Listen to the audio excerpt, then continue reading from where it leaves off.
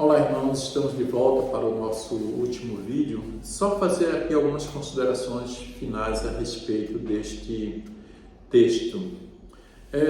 Quando vocês olharem esse quadro, claro, é possível que alguma coisa tenha faltado se você olhar o livro de Paulo José, mas naquilo que está aqui exposto, vocês podem olhar ela de forma horizontal ou podem olhar de maneira, vamos dizer assim, vertical. Olhando de maneira vertical, veja, você vai, eu queria destacar pelo menos três colunas dessa vertical. Primeiro, que é o tipo, isto é, você levar em consideração que aqui está estabelecida uma estrutura, né? Que o dízimo, o sistema de contribuição financeira do Antigo Testamento é primícias e primogênitos, depois dízimo antes da lei, e depois você vê primeiro dízimo, segundo dízimo e terceiro dízimo. Então, essa é uma estrutura, repito, que você não vai encontrar com facilidade, nem todo escritor trabalha com facilidade. A minha crítica aos escritores que eu lia na época, mais antigos, era justamente que, quando falava sobre dízimos, falava só numa perspectiva de, como é que eu posso dizer assim, de interesse, às vezes, pessoal, de forma legalista, mas eles não trabalhavam, usavam textos de forma muito aleatória, sem estar preocupado, ou sem ter o conhecimento de uma estrutura como essa. Portanto, é muito importante que vocês vejam essa estrutura aqui, ó, essa estrutura aqui de cima para baixo, e entenda que você não vai encontrar em todos os livros essa estrutura. Então, isso faz com que, agora voltando ao que eu disse no início, você possa pregar de forma pontual, relacionada a fato, o conceito de dízimo dentro de sua época de forma correta. Porque a falta disso é o que fizeram muitos escritores agirem de forma muito particular. Isto é, cada um tinha conceito diferente, sem levar em consideração exatamente essa questão do pontuais de ser primeiro, segundo e terceiro dízimo. E isso levava a interesses particulares, entendeu? Esse é o problema. Aí o que é que vai acontecer? As igrejas, de modo geral, os membros da igreja, o que é que eles fazem? Ah, pastor, um diz que o dízimo é uma coisa, outro diz que o dízimo é outra. Como é que é? Então, não tem conhecimento, né? Infelizmente. Então, essa primeira coluna é muito importante. A outra coluna que claro, no texto é importante também, você pode ver os textos, os produtos, mas a outra interessante é a do destino, isto é, sempre devemos levar em consideração de que os dízimos, sistema de dízimos e oferta, é tanto para Deus, quanto é também para o cuidado da casa do Senhor, a administração, os funcionários. Às vezes você tem um pastor que recebe sustento, você tem uma igreja grande, tem secretário, também tem zelador, enfim, tem toda uma estrutura que precisa levar em consideração. E também incluir a questão de que o propósito do sistema de contribuição, que é um propósito da mordomia, é, na verdade, também cuidar dos necessitados, dos pobres, das viúvas, né? Dos órfãos, né? Dos estrangeiros, no caso aqui, das pessoas que vêm de fora e que a gente precisam. Claro, com o devido cuidado, porque hoje em dia muitos se aproveitam, né? E a gente precisa realmente ter cuidado. Tem que ter sabedoria para saber fazer isso, porque senão as pessoas estarão sempre na frente da igreja e muitas igrejas até agem de forma radical, não dá de forma nenhuma, mas também não procura saber se há uma necessidade real. Isso é sabedoria. A outra coluna, que é a última,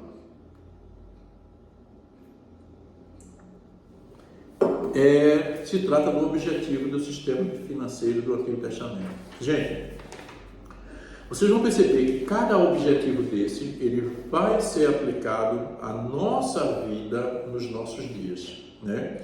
Antes da gente falar do Novo Testamento, então, olhando para o Antigo Testamento, você vai perceber que é uma similaridade, as ideias estão ajustadas, tanto no Antigo, no Novo Testamento, quanto também nos nossos dias, né? Mas enquanto não chega o Novo Testamento, então isso aqui se aplica também aos nossos dias. Veja, o objetivo da contribuição financeira continuará sendo gratidão ao Senhor, adoração, fé, dependência de Deus, voluntariedade, amor, alegria, né? Vamos dizer assim, o desejo, né, de poder estar, privilégio de poder estar adorando ao Senhor. Também, como mostra aqui o objetivo, é que a necessidade de atender a necessidade do templo, não é assim? Também dar condições aos levitas de exercerem o ministério no tabernáculo, já destacamos sobre isso, mas eu queria destacar principalmente, né, aprender a temer ao Senhor e alegrar-se diante do Senhor. Então, gente, esses objetivos continuam válidos, seus princípios aqui aprendidos continuam válidos até os nossos dias, de maneira que possamos, nesse temor ao Senhor, adorar ao Senhor, ajudar aos pobres, né? Toda uma ação que faz sentido no nosso relacionamento com Deus. Isso é que é mais importante. Gente, tenho dito e eu quero falar isso para vocês, porque eu acho de extrema importância, nós que somos líderes, que vamos fazer trabalho de missões, que vamos fazer trabalho, que vamos liderar a igreja como pastores, leve em consideração isso. Falar sobre finanças, sobre dízimos, seja antigo ou novo, que a gente ainda vai falar do novo, é um assunto espiritual. Se a gente não considerar isso espiritual, a gente nunca vai entender. A gente vai criticar, não é? Tão somente. Então leve em consideração que é um ato de ordem espiritual. Vou repetir o que eu tenho dito constantemente. Na igreja, eu digo isso na igreja, digo no seminário. Quando uma pessoa não tem a prática, eu digo isso para que a gente possa ensinar aos nossos membros. Quando a gente não conhece a palavra de Deus e não pratica a questão do dízimo, das ofertas, a contribuição financeira, o que é que vai acontecer? Nós vamos ter prejuízo financeiro, espiritual. Veja, você não dá dízimo para ser espiritual, isso aí que fique bem claro, porque isso aí é um investimento errado, né? Mas você dá dízimo porque você é espiritual, essa é a diferença, né? Veja só, quando a gente olha, por exemplo, para o livro de Malaquias, preste bem atenção nesse detalhe. Nas nossas igrejas usa-se muito, nossas igrejas de um modo geral, usa-se muito o texto de Malaquias, né? Trazei todos os dízimos na casa do Senhor. E esse é um problema de muitas igrejas que não conhecem o fato de que o dízimo não está apenas em Malaquias. O sistema de dízimos e oferta está na Bíblia como um todo, especialmente e começando aqui pelo Antigo Testamento. Mas no livro de Malaquias a gente está acostumado a ler esse texto de forma, vamos dizer assim, de certa forma errada. Preste bem atenção o que diz o Malaquias capítulo 3, né? Versículo 10 em diante, que é o que é o mais usado. Olha o que diz aí, ó. Malaquias capítulo 3, versículo 10 em diante, que diz assim, ó. Deixa eu ver aqui, eu estou com o texto aqui em mãos. Versículo 10. Desculpe, 8, 9, 10. Tragam todos os dízimos à casa do tesouro, para que haja mantimento na minha casa. Ponham à prova nisto, diz o Senhor dos Exércitos, se eu não lhes abrir a janela do céu e não derramar sobre vós bênçãos sem medidas.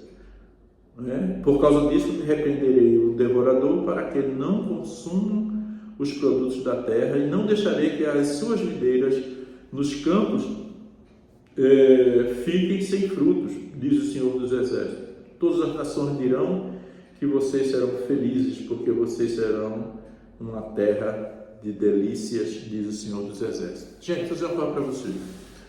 Não se pode pensar em dízimo apenas nesse texto de Malaquias, quando olha para o livro de Malaquias. Porque quando a gente olha para o livro de Malaquias, irmão, a gente vai perceber que, na verdade, Malaquias está combatendo a forma errada do povo adorar ao Senhor. Veja que no capítulo 1 ele diz que você vai encontrar pessoas que entregam, são capazes de entregar vamos dizer, animais mancos, né? E na verdade aquilo ali não refletia a adoração ao Senhor, não é assim? Fala também mais na frente sobre a questão, por exemplo, da idolatria, lá no capítulo 2. Ele usa até inclusive o casamento, a questão do divórcio, mas tem uma conotação ali também de idolatria. Então, as pessoas não traziam a oferta de forma correta ao Senhor, as pessoas se divorciavam do temor ao Senhor, de adoração ao Senhor. No capítulo 3, agora que a gente viu, as pessoas deixavam de dar o dízimo. Por quê? O livro de Ageu, Malaquias, é um período em que o templo havia sido construído, mas as pessoas estavam se afastando do Senhor. Não adoravam o Senhor como devia, não traziam seus dízimos, suas ofertas. Então isso era um problema, que Malaquias então começa a resgatar essa questão do dízimo, das ofertas, né, para o templo, para, acima de tudo, a adoração ao Senhor. Então o povo estava deixando de adorar ao Senhor com as ofertas, com os animais, deixando de adorar ao Senhor porque estava se divorciando, adorando outros deuses, estava deixando de adorar ao Senhor porque os seus dízimos, na verdade, estavam sendo retidos, correto? E aí, em quarto lugar, você vai ver no livro de Malaquias que o povo tinha um problema seríssimo, que o povo murmurava, não é? E Deus começa a tratar isso, essa murmuração. Estou falando de uma maneira geral. Você lê o capítulo de Malaquias, você vai perceber que Deus, tem pelo menos duas coisas que Deus não permitia, que Deus abominava ao povo de Israel. Era a idolatria e era a murmuração. E veja que são essas duas coisas que você vai encontrar nesse texto.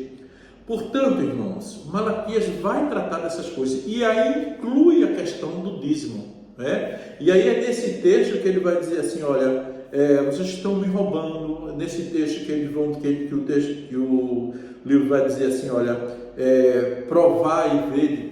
Agora, como é que alguns às vezes membros de igreja, quando olham para esse texto, vai dizer assim, olha, Deus manda a gente fazer prova, né?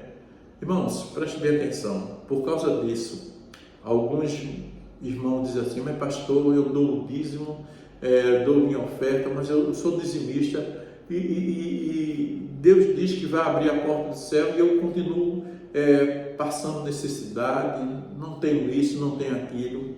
Irmãos, prestem bem atenção. Esse texto estava falando para uma coletividade. Claro que Deus pode nos abençoar. Deus pode enriquecer a um e a outros não. É assim que o texto diz. Mas na verdade, irmãos, Deus estava falando para a coletividade, para o povo de Israel, de maneira coletiva. Era o povo, Deus estava pronto para abençoar a nação de Israel, a ponto da nação dizer assim, olha, vê como esse povo era abençoado. Então, ao trazer dízimo, se eles trouxerem o seu dízimo, então, de certa forma, isso se aplica a cada um de nós. Se a igreja for dizimista, a igreja é abençoada. Pode ser que um ou outro seja abençoado particularmente. Agora, uma coisa é certa, Deus não deixa faltar nada. Deus pode enriquecer a um e a outros não, mas uma garantia a gente pode ter da Escritura Sagrada, é que Deus não permite que nos falte nada. Aqueles que são fiéis nos seus dízimos, suas ofertas, verão o quanto Deus o abençoa, o quanto Deus provê todas as coisas, o quanto as suas promessas não deixam de ser cumpridas nas nossas vidas. Aqui em Malaquias, ela está falando para uma coletividade, mas isso se aplica a cada um de nós em particular, no sentido não de que nós sejamos ricos ou pobres, mas que sejamos abençoados e que Ele vai continuar cuidando de nós. Portanto, irmãos, pensem nisso para que nós possamos ensinar. É fundamental ensinar aos nossos membros de forma correta, para que a igreja tenha saúde espiritual a partir da saúde financeira. Algo muito sério para as nossas igrejas e nós, como líderes, precisamos colocar em prática. Quero aqui agradecer por esses vídeos, né?